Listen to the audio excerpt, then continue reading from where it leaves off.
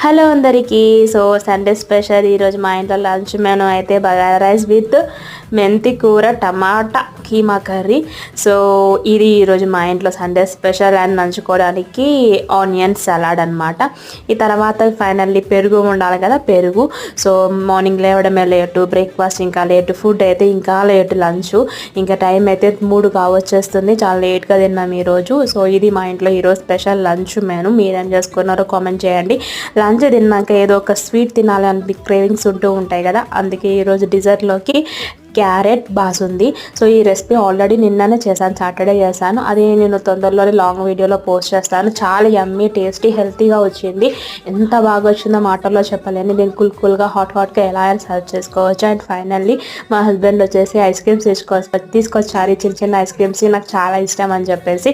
So ఇది మా ఇంట్లో సండే స్పెషల్. ఇది నచ్చితే లైక్ చేయండి, సబ్స్క్రైబ్ చేయండి. Thank you.